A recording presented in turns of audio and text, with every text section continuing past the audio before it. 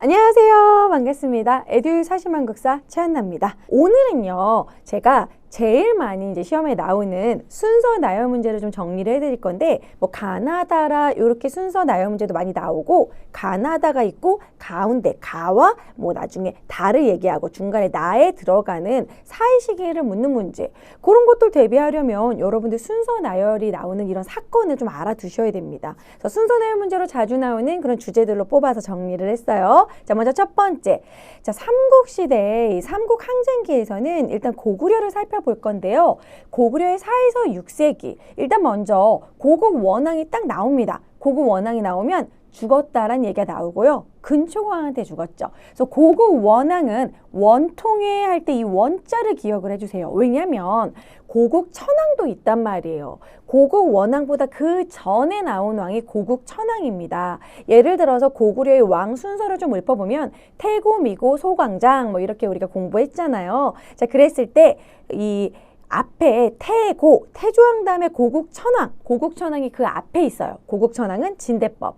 그런데 고국 원왕은 원통하게 죽은 것밖에 업적이 없어요. 그냥 사망한 게 업적입니다. 그래서 고국 원왕은 죽어서 원통해, 그것만 기억해 주세요. 누구한테 죽었다? 근초고왕에게 전사했다라는 거 기억해 주시기 바랍니다. 근초고왕이 평양성을 공격해서 사망했어요. 자, 그리고 나서 이제 아주 자주 나오는 이제 빈출왕은 바로 광개토대왕인데요. 광개토대왕의 연호, 어떻게 보면 우리나라의 최초의 연호입니다. 영락. 요거 꼭 기억해 주세요. 영락이라는 연호로 사용했다. 그럼 광개토대왕이죠. 신라에 침입한 왜를 격퇴했다. 요게 딱 연도가 400년이란 말이에요. 그러면 이제 그 이후로는 광개토대왕은 이제 5세기 인물이 되는 거겠죠. 그래서 이제 왜를 격퇴했다. 가야도 쇠퇴하게 됐다. 힘이 약해지게 됐다. 그러면서 이제 광개토대왕이 신라의 간섭이 내정 간섭이 심화됩니다. 도와줬으니까. 자, 그 다음에 장수왕으로 넘어가면은요. 자, 광개토대왕 다음에 장수왕이죠. 장수왕은 5세기 때 최고 전성기를 누린 왕입니다. 최고 전성기. 왜냐하면 한강을 차지했기 때문이죠. 장수왕이 평양 천도를 하고 그리고 한성을 함락시켰어요. 자, 여기서는 이제 백제의 어느 왕이었냐면 이제 계로왕 하면서 죽는 거예요. 아까 고국 원왕은 원통해 하면서 죽었죠. 이번에는 백제 계로왕이 괴롭다. 계로왕 하면서 죽어요. 그래서 이제 장수왕이 백제 계로왕을 사망시켰다. 요거 연결해 주시고요. 그러면서 한강을 차지하게 되었죠. 자, 그러면 자연스럽게 백제는 계로왕이 죽고 나서 문주왕으로 넘어가면서 수도를 옮길 수밖에 없는 거야. 어쩔 수 없이 옮길 수밖에 없는 거야. 왜냐면 한강을 뺏겼으니까 웅진천도를 하게 됩니다. 자, 그 다음에 이제 영양왕식인데요. 영양왕식은 이제 6세기식입니다. 자, 보시면 영양왕은 한강을 이제 뺏겨가지고 어떻게든 한강을 찾으려고 노력을 해요. 이 영양왕 때 한강을 뺏긴 부분은 바로 신라 진흥왕과 백제 성왕과 연결을 해줘야 되죠. 우리 성왕 같은 경우에 나중에 백제 성왕이 이제 그 배신을 당하잖아요. 관산성에서 전사한 왕이죠. 자, 그리고 이제 영토 회복을 위해서 온달도 요즘 꽤 많이 나옵니다. 여기가 이제 아차산성이다, 지금의 아차산이다 이렇게 보고 있는데요. 온달도 활약을 했다라는 거. 그리고 영양왕 때 또 나올 수 있는 선지에는 이문진의 신집 5권 역사서입니다. 요 정도 알고 가시면 될 것 같아요. 자, 이런 식으로 해서 고국원왕, 광개토대왕, 장수왕, 영양왕 요 순서. 아마 여러분들이 고국원왕, 광개토대왕, 장수왕은 아실 거예요. 하지만 영양왕은 조금 낯설게 생각할 수 있으니까 영양왕 좀 기억해 주시기 바랍니다. 자, 그리고 자, 이제 백제로 넘어가 볼게요. 자, 백제 같은 경우에는 의자왕의 신라 대여성 공격, 요게 요즘 자주 나오고 있는데요. 이 대야성에서 바로 김춘추의 딸 김품석, 김품석은 김춘추의 사위, 품석 부부가 사망하였다. 뭐 김품석 나오면 아, 김춘추의 딸이 죽었구나. 그래가지고 나당동맹을 맺었구나. 그렇게 인과관계를 생각하시면 되고요. 자, 백제 장군 윤충이 활약을 합니다. 백제 장군 윤충이 대야성을 쳤어요. 대야성은 원래 신라의 성입니다. 이 대야성을 공격해서 김품석 사막, 김춘추의 사위다. 뭐 품석 부부가 사망하였다. 그래서 참고로 이 시기는 신라의 선덕여왕 때입니다. 그래서 대야성 함락 기억해 주시고 이것이 나당 동맹의 원인이다. 자, 그래가지고 이제 결국에는 복수하잖아요. 김춘추가 나당 동맹 맺어가지고 내 딸을 죽인 백제는 내가 멸망한 거 보고 죽는다. 백제 멸망한 거 딱 보고 그리고 이제 김춘추 사망하거든요. 자, 그리고 이어서 이제 백제 멸망이 되겠죠. 황산벌 전투라고 나옵니다. 가끔 이 황산벌 전투가 황산 전투라고 나올 때도 있다라는 거 기억하시고요. 자, 황산벌 전투 때는 신라 김유신과 이제 관창은 화랑이죠. 어린 화랑이었던 관창이 활약했다. 그럼 김유신하고 누구랑 싸웠겠어요? 바로 계백이죠, 계백. 황산 장군 하면 계백하고 김유신. 계백 같은 경우에는 백제의 장군인 거고. 그래서 결국엔 사비성이 함락됐어요. 백제 멸망했죠. 그럼 백제 멸망 다음에 나올 순서는 백제 부흥운동이 되겠습니다. 자, 백제 부흥운동, 복도의 검은 바람, 복신, 도침, 흑풍 이런 식으로 복신, 도침, 그리고 흑치상제, 부여풍, 복도흑풍 이렇게 기억해 주시고요. 이렇게 부흥운동을 했지만 결국에는 백강전투에서 진압이 됩니다. 백강전투에서는 왜 지원도 있었다라는 거 기억해 주세요. 그럼 백제부운동은 백강전투를 끝으로 마무리. 그리고 나서 이어서 이제 고구려가 멸망을 했어요. 고구려 평양성 함락으로 멸망을 했죠. 그 이유는 영계소문 사후에 지도층이 내분 때문이라고 했어요.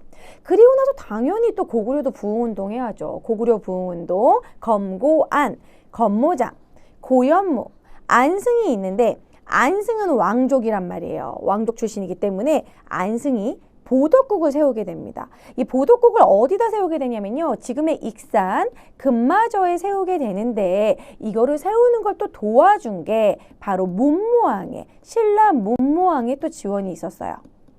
그래서 문무왕이 삼국통일을 할 때 뭐 고구려 부흥운동을 지원했단 말이 나오거든요. 그게 바로 이 내용입니다. 안승이 금마저에 보덕국을 세웠다. 금마저는 익산이다. 자, 다시 한번 정리해보면 대야성 공격, 백제 멸망, 백제 멸망하면 백제 부흥운동, 고구려 멸망하면 고구려 부흥운동 요 순서 기억하시면 되겠어요. 자, 이번에는 신라 말의 봉기인데요. 요것도 자주 출제됐던 부분입니다. 바로 진성여왕 부분인데요. 이게 이제 난만 정리를 해본 거예요. 먼저 김원창의 난. 자, 김원창의 난 같은 경우에는 왜 우리 아버지가 왕이 안 된 거야 이러면서 웅천주도도 김원창의 반란이라고 나옵니다. 이 시기는 이제 통일신라라고 할 수 있겠죠. 통일신라 헌덕왕 때 김원창의 난이 있어요. 자, 그리고 장보고의 난은 왜 우리 딸을 왕비로 안 만들어준 거야 이러면서 장보고의 난, 청해진에서 이제 장보고의 난이 있죠. 이제 요거 같은 경우에는 문성왕입니다. 자, 그리고 나서 원종과 애노의 난, 적고적의 난 요 두 시기가 바로 진성여왕이에요. 진성여왕. 자, 그런데 이 진성여왕인데 진성여왕 시기에 두 개니까 여러분들이 좀 헷갈릴 수 있어서 연도는 암기하시지 말고 참고만 하세요. 원종과 애노의 난은 889년 889. 자, 그리고 적고적의 난은 896 이렇게 일어납니다. 그래서 원종과 애노의 난 다음에 적고적의 난이에요. 자, 다시 김원청의 난, 장보고의 난, 원종과 애노의 난이 먼저 일어났고 그 다음에 붉은 바지 입고 적고적의 난이 일어나게 됩니다. 자, 요런 순서예요. 진성여왕 때 두 번이나 일어나잖아요. 진성여왕 때 이런 사치가 심해가지고 세금을 독촉해서 농민들이 못 살겠다 이래가지고 889 구해줘 이런 식으로 기억해 주시고 896 그 다음에 적고적의 난 연도는 외우실 필요 없습니다. 그냥 순서 원종과 애노의 난, 적고적의 난 이런 식으로 그래서 난의 순서가 나온다면 김원창, 장보고, 원종과 애노의 난, 적고적의 난 이런 식으로 좀 정리를 해주시면 되겠어요. 자, 이번에는 고려의 왕가제도입니다. 고려는 앞부분 왕순서에서 아주 많이 나와요. 물론 조선도 왕순서에서 많이 나오지만 특히 고려가 진짜 많이 기출이 됐거든요. 왜냐하면 광종 때문에. 광종을 묻는 문제에서 특히 또 많이 나옵니다. 여기서는 여러분 고려 왕순서는 좀 외워주면 좋아요. 제가 앞 글자만 얘기해 본다면 태해정, 광경성 이거거든요. 자, 그럼 해정. 해정은 해종과 정종은 사실 별로 나올 내용이 없습니다. 중간에 껴 있어요. 예를 들어 정종 같은 경우 이 뒤에 나오지만 광군을 설치했다 그 정도. 좀 해정, 광경성. 지금 여기 그대로 있죠. 다시 해정, 광경성 요 순서 외워주시고요. 자, 태조 왕건 때 업적을 한번 얘기해 보도록 하겠습니다. 태조, 나머지는 다 종종종이에요. 태조 왕건만 고려는 태조 왕건만 조고요. 나머지는 다 종이에요. 그래서 조선시대만큼 헷갈리지 않습니다. 자, 태조 왕건은 역분전을 지급하였다. 자신의 이렇게 고려를 세우고 이런 데 공을 세운 공신들에게 역분전을 지급합니다. 그래서 역분전 꼭 기억해 주시고요. 자, 그 다음에 사신관 제도는 신라 김부, 신라 경순왕이 이제 그냥 신라를 갖다 바쳤을 때 너가 경주의 사심이 되어라 라고 1호 사심으로 만들어줘요. 하지만 사신관 제도는 신라 왕 그 경순왕이 이제 김부잖아요. 김부에게 경주에서 무슨 일이 생기면 네 책임이야. 이런 식으로 좀 견제도 하는 거죠. 그래서 호족을 좀 포섭하고 견제하는 것이다. 그래서 사신관 제도 있고요. 하나만 더 기억해 주신다면 기인 제도도 있습니다. 호족들의 자제를, 자식들을 개경으로 이제 유학을 보내요. 그래서 인질로 삼는 거죠. 그게 기인제도였죠. 자, 훈요 10조는 누구에게 남긴 거예요? 역대 왕들에게 남긴 거예요. 왕들에게 유언을 남긴 겁니다. 이 뭐 태조 왕건의 가르침. 자, 그 다음에 정계 계백료서는 관료들에게 남긴 거예요. 관료, 계백료서, 관료라고 기억해 주시고 훈요 10조는 왕에게 남긴 태조 왕건의 유언이다. 자, 광종은 정말 역대 기출왕입니다. 안 나온 적이 없는 것 같아요. 자, 광종은요, 쌍기의 과거제도, 과거 시험을 처음으로 시작했다. 자, 그리고 억울한 노비들을 풀어주고 이런 거, 노비 안건법, 노비를 양인으로 만들어서 그 양인이 되면은 국가에 세금을 내야 되겠죠. 그래서 재정을 확충하려는 의도고 이것은 즉 왕권을 강화하려는 의도이다. 그래서 과거제, 노비안건법 기억해 주시고요. 자, 광종의 제2보도 심심치 않게 나오는데 제2보는 빈민구제 기금 마련입니다. 자, 그 다음에 이제 경종으로 넘어갈게요. 경종의 업적은 그렇게 많지 않아요. 전시가만 기억하시면 돼요. 처음 시작한 전시가다. 뭐 시정전시가 이렇게 말하죠. 그래서 제가 성시경으로 막 외우라고 했었어요. 시정전시가 경종. 그래서 성시경시 생각하면서 시정전시가 경종. 자, 전현직 관리에게 전지와 시지를 지급을 하는 게 바로 전시과 제도 시작입니다. 자, 성종으로 넘어갈게요. 자, 이 중에서 제일 많이 나온 왕이 뭐냐? 그럼 태조왕건 다음으로 경종, 광종, 그리고 성종인데 성종도 최승로의 심호 28조가 정말 많이 나옵니다. 그래서 광종하고 성종은 둘 중에 다 나오거나 둘 중에 한 명은 무조건 나온다고 보시면 되겠어요. 자, 성종 같은 경우에는 최승로의 심호 28조를 받아들여서 유교를 강화합니다. 기승전 유교. 심호 28조에서 그랬어요. 이 유교는 치국의 도고 불교는 수신의 도다. 하지만 지금 나라를 다스리는 게 더 급선무다. 그래서 유교를 강화하는 것이죠. 자, 그러면서 성종 때 유교 강화하면서 이때 국자감도 설치하고 그러면서 저 12목, 이 최승로가 이렇게 얘기를 했어요. 청컨대 외관을 두소서 이런 식으로 지방간을 파견하소서 이렇게 얘기하거든요. 그래서 성종 때 이제 12군데에다가 12목에다가 목사를 파견합니다. 성종 12목 지방간 파견했다 기억하시면 돼요. 성종 12목 최승로 심호 28조. 자, 이런 식으로 해서 태해정 광경성 이 순서와 이 각 업적들 여기는 너무 중요합니다. 단독으로도 출제될 수 있다라는 부분 당연히 왕 순서도 알아둬야 된다는 거. 자, 이번에는 거란으로 넘어가겠습니다. 고려의 침입, 거란의 침입 부분인데요. 자, 거란의 침입을 대비하기 위해서 아까 정종 때 광군 얘기했죠. 광군은 거란 침입 대비 부대입니다. 자, 정종의 광군. 자, 그리고 이제 1차, 2차, 3차 침입이 있어요. 자, 광군을 만들었어. 근데 1차 침입 때는 거란이 침입하려다 말고 소심하게 해가지고 서희가 얘네 우리랑 교류하고 싶어서 그런 거구나 라고 파악을 하고 전쟁이 일어나지 않고 외교談판으로 끝냈어요. 근데 이게 의외로 성종입니다. 아시겠죠? 여러분 요거 성종이라고 기억해 주세요. 성종 때 자, 성종의 시옷을 기억하시고 서희의 시옷을 기억해 주세요. 성종, 서희. 자, 성종 때 서희의 외교談판으로 강동육주를 얻었다. 요거 너무 중요합니다. 말발로 땅을 얻었다. 서희의 외교談판 강동육주 성종 때입니다. 거란의 1차 침입. 그리고 나서 2차, 3차 침입은 모두 현종이에요. 그쵸? 현종. 자, 현종 때 2차 침입 때는 강조의 정변을 구실로 목종을 폐위시키고 현종을 옹립했잖아요. 이때 양규가 개경까지 함락됐지만 양규가 활약을 했다는 거 꼭 기억해 주시고 3차 침입 때는 강감찬의 귀주대첩 너무 중요하죠. 강감찬의 귀주대첩. 자 그리고 나선 이후에는 나성과 천리장성을 축조하는데 개경에다가 나성을 축조하고요. 나성은 띄엄띄엄띄엄 천리장성을 연결해서 강동육주를 포함해서 압록강부터 이렇게 쭉 영흥만까지 천리장성을 쌓습니다. 자 그런 식으로 자 침입 대비해야지 그래서 광군 만들어야지. 그 다음에 1차, 2차, 3차 1차는 서해 외교 단판 2차는 강조의 정변으로 양규 격파 3차는 귀주대첩 기억하시면 되겠습니다. 요것도 자주 나왔었고요. 자 정묘호란과 병자호란 살펴보도록 하겠습니다. 자 인조반정 같은 경우에는 광해군이 폐위되고 나서 이제 인조반정이 되는 거잖아요. 광해군을 쫓아내는 거. 광해군이 아웃됐을 때 북인도 같이 아웃. 자 인조가 즉위하고 나서는 친명, 명하고 친하고 금을 배척하는 서인들이 친명배금 정책을 합니다. 그러니까 당연히 후금이 쳐들어오겠죠. 자 그러면 후금이 쳐들어오기 전에 이괄의 난이 일어나는데 이괄의 난은 인조반정 때 왜 나를 1등 공신에 세워주지 않느냐. 그거 가지고 이괄의 난이 일어납니다. 이괄의 난이 일어났을 때 인조가 공산성으로 피란을 가요. 이 공산성은 공주산성이 있는 곳입니다. 그래서 공산성으로 피란 간다. 이거 기억해 주시고 자 그리고 이어서 정묘호란과 병자호란이 있는데요. 요거는 키워드가 있어요. 이 정묘호란 같은 경우에는 이제 후금이 쳐들어온 것이고 병자호란은 청이 돼서 쳐들어온 것인데 정봉수와 이립 복립 이런 식으로 정봉수와 이립 아니야 여러분 수립으로 외우는 게 더 좋을 것 같아.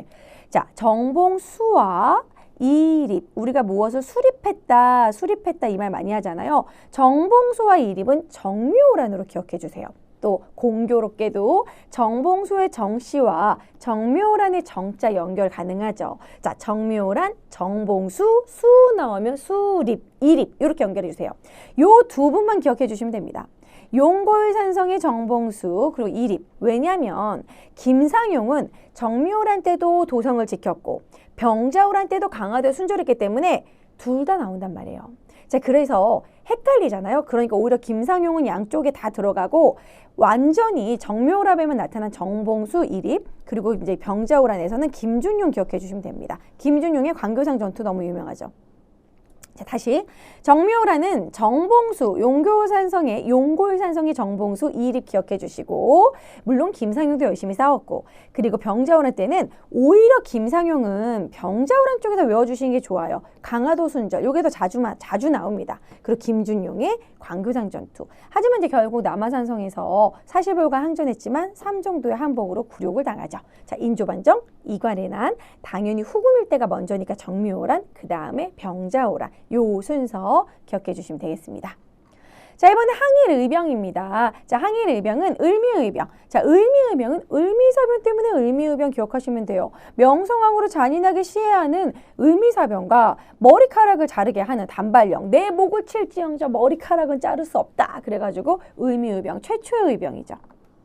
자, 그래서 의병들을 자진해서 너희들 단발령 철회해줄게. 단발령을 고종이 철회했기 때문에 머리카락 안 잘라도 돼? 그래서 이제 흩어진 거예요. 의병들 자진해산. 이때 고종 권고할 때 요때는 고종이 아관파천식입니다. 러시아 공사관에서 권고 조치를 하는 거예요. 을사의병은 당연히 뭐겠어요? 그렇죠. 을사늑약 때문이죠. 거의 나라를 잃은 거와 같은 아픔, 외교권 박탈. 자, 그래서 민종식, 최익현, 신돌석이 나옵니다. 자, 그래서 민종식 같은 경우에는 이 민종식은 한번 충주가 됐었어요. 충주성.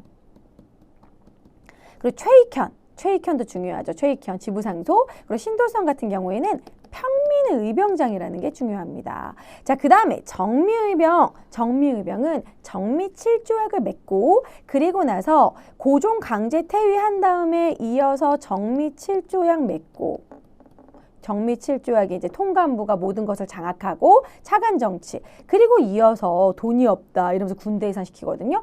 해산된 군인들이 정미의병으로 들어가는 거예요. 자 그리고 나서는 우리 이제 전투력 최대야. 그래서 이제 13도 연합 의병부대를 만들고 서울 진공작전을 이어서 하게 됩니다. 정미의병에서. 자 그리고 이어서 남한 대토벌 작전으로 남한 대토벌 작전은 이제 막 의병들을 막 잡아 가두는 거예요. 그러니까 이제 결국에는 이제 만주나 연해주로 이동할 수밖에 없었다. 을미, 을사, 정미, 을미사변 단발령 때문에 을미의병, 을사늑약 때문에 을사의병, 정미칠조약, 고종강제퇴위 군대해산 때문에 정미의병, 정미의병들이 이제 막 이제 군세력 최대다. 그래서 서울 진공작전 하게 되고 이어서 남한 대토벌 작전 하게 되는 겁니다. 요 순서, 의병 순서 기억해 주시고요. 자, 이번에는 임시정부의 이동인데요. 이번에 임시정부 이동에서 최근에 좀 어렵게 나왔습니다. 그래서 좀 꼼꼼하게 제가 좀 다뤘는데, 자, 1919년에 이제 상하이 임시정부가 세워져요. 그리고 나서는 1923년 국민대표회의 임정의 위기입니다.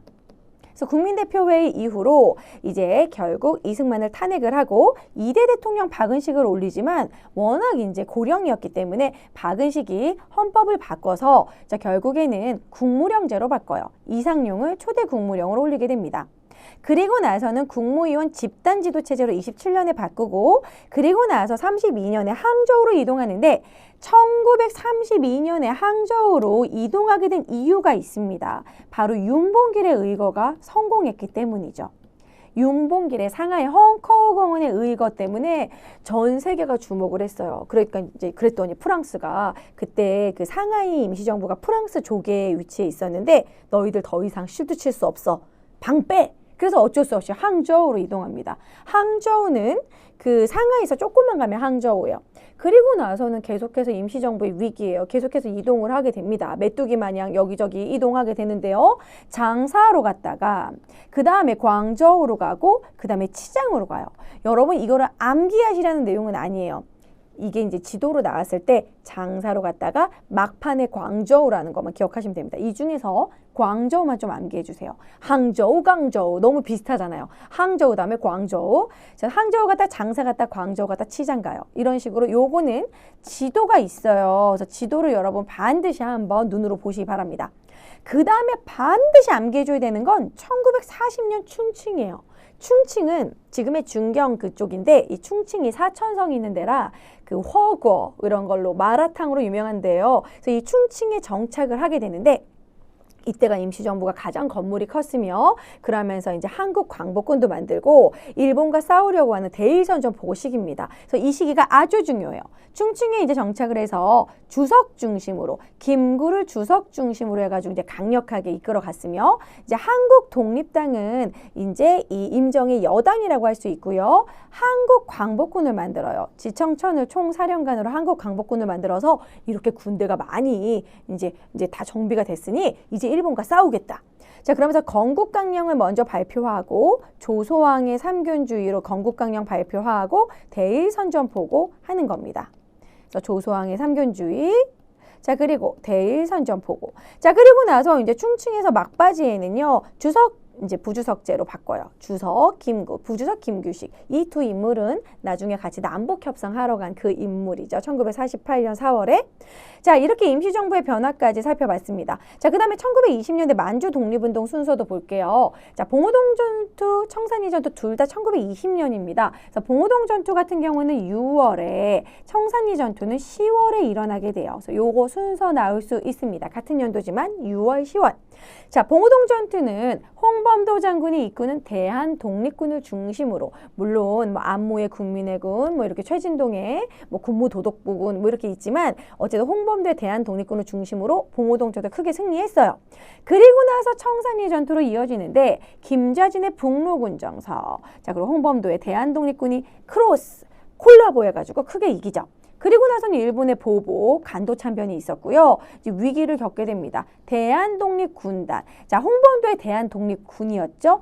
남아있는 이러한 독립군 잔류들을 모아서 군단이 된 거예요. 대한독립군단. 자, 명칭이 비슷하시겠지만 군단, 단자가 뒤에 붙어요. 서일의 대한독립군단이 이제 저기 그 한흥동 그쪽으로 밀산부로 이제 이동을 한 뒤 그리고 나서는 이제 소련으로 갑니다. 자유시 참변. 그래서 자유시 참변은 이제 토사구팽 당한 거라고 할 수 있죠. 적색군에 가담해서 싸웠지만 너희들 무장 해제해라. 뭐 이런 식으로 약간 그 지휘권 다툼도 있었고 자유시 참변으로 위기를 겪다가 우리 뭉치자. 삼부 성립. 참정신 1923년부터 참의부 23년, 24년, 25년입니다. 참정신 이렇게 만들어요. 자, 그리고 나서는 1925년에 미스아 협정, 요건 여러분 연도 외워주시기 바랍니다. 1925년에 미스아 협정이라던가 국내에서는 치안유지법은 너무 중요한 빈출 키워드니까 좀 알아두세요. 자, 미세의 협정은 독립군들 보내면은 2당 얼마씩 주겠다. 이런 식으로 중국의 군벌들하고 장조리 나고 밀약을 맺은 거예요. 미세협적으로 이런 식으로 막 독립군 탄압이 너무 심하니까 이 3부 자체도 원래 하나로 만들려다가 하나는 힘들게 되고 결국 2개로 통합을 합니다. 3부 통합, 국민부와 혁신의회. 자, 그래가지고 이 국민부에서는 뭐 양세봉, 조선혁명군 여기서 나오는 거고요. 혁신의회 같은 경우에는 지청천, 한국 독립군이 여기서 나오는 겁니다. 자, 다시 정리하면 봉오동 전투, 청산리 전투, 그 다음에 자유시 참변이 있었고 3부 성립으로 넘어간다라는 거. 자, 이렇게 오늘 우리 현대사 근현대사 정도까지 정리를 해봤어요. 자, 여러분들 지금 이렇게 순서 지금 배웠을 때 조금 약간 나 헷갈려 이런 부분 있으시죠? 자, 지금 이주끝장으로 총정리 하셔야 됩니다. 자, 이주끝장 교재 어떻게 활용하는지 좀 설명을 해드리면은요. 자, 여기 보시면 이 가보 을미개혁 거기 큰 단어 밑에 3개년 빈출 키워드가 있어요. 지금 동안 3년 동안 어떤 키워드가 제일 많이 나왔는가? 1위부터 막 5위까지. 그럼 여러분 어떻게 공부하시면 되겠어요? 1위는 반드시 외워주셔야겠죠. 여러분들 꼭 외워줘야 되는 우선순위. 여러분들 맨날 이렇게 얘기하잖아요. 뭐가 제일 많이 나와요? 찍어주세요. 여기 다 찍어줬어요. 이런 식으로 1위는 공사노비법 폐지, 2위는 건양이란 연호, 3위는 과거제도 폐지, 요거 가보게요. 뭐 3위는 그 다음에 뭐 공동 3위는 홍보원 14조, 5위는 교육 입국조서. 요 위주로 빈출 키워드는 반드시 암기해 주세요. 이 키워드를 알아야 문제 풀 수 있습니다. 그리고 여기 보시면 중간중간에 뭐 빈출 2위 뭐 이런 식으로 나와요. 요게 몇 번 나왔다. 그러니까 여러분들 공부하시면서 건양이 빈출 2위구나. 한 번 더 봐야겠다. 이런 식으로 공부하시고, 그리고 맨 끝에는 기출선지 빅데이터가 있습니다. 지금까지 문제로 나왔던 선지로 출연했던 내용들이에요. 한능검은 선지로 공부를 하셔야 돼요. 그럼 빈출선지 빅데이터로 이거 몇 회에 나왔던 빈출선지구나 쭉 공부를 하십니다. 예를 들어서 뭐 홍보원 14조 최빈출 5번 나왔다. 그리고 생소한 선지도 보고 가셔야겠죠. 생소한 선지 또 나올 수 있으니까 생소한 선지 또 공부하시고, 그리고 요거 쫙 넘기잖아요. 그러면은 빈칸 넣기 있어요. 빈칸 넣기. 그걸로 여러분들이 복습을 하시면 됩니다. 그렇게 좀 활용을 하시면서 좀 이렇게 컴팩트하게 이렇게 공부하시고요. 그리고 여러분들 이주끝장에 우리가 또 부록 같지 않은 부록, 정말 알짜 부록이 있는데 바로 엔드노트입니다. 이 엔드노트는 테마별로 뭐 근대를 살아간 인물, 빈출 인물들도 정리해놨고, 문화재도 해놨고, 뭐 그리고 뭐 사건별로 이렇게 쫙 정리를 해놨어요. 그래서 그걸로 한번 또 복습하시고 공부하시고 이제 우리가 이제 시험장에 들고 갈 때 요 엔드노트 딱 들고 가시면 됩니다. 그러면은 엔드노트에 내가 모르는 거, 헷갈려하는 거 다 있어야 되겠죠. 그럼 예를 들어 이 엔드노트 빈칸 넣기고 좀 축약되어 있는 정리된 총정리가 있잖아요. 그럼 여기는 지금 을사늑약이에요. 여기 을사늑약의 헤이그 특사, 헤이그 특사 인물 나 3명 외워줘야지. 뭐 그럼 이상설, 뭐 이준, 이위종 이런 것도 여러분들 중요한 내용, 내가 헷갈려하는 내용 여기다 다 적어두세요. 그 다음에 요거를 총 한 권을 딱 시험장에 들고 가는 겁니다. 두꺼운 책 들고 가지 마시고 요거 딱 들고 가셔서 마지막 총정리 하시라고 엔드노트는 그렇게 활용하시면 되겠습니다. 자, 이렇게 엔드노트 활용법까지 다 설명드렸습니다. 여러분 댓글 보시면 아시겠지만 에듀윌 이주끝장 교재로 합격하셨던 분들 교재가 너무 좋다 이런 댓글 진짜 많거든요. 저도 이걸 활용해가지고 주로 한능검 줌수업 많이 하는데 진짜 이렇게 딱 컴팩트하게 잘 정리되어 있어요. 여러분 공부 잘 하시고 안녕. 에듀윌 합격 패스.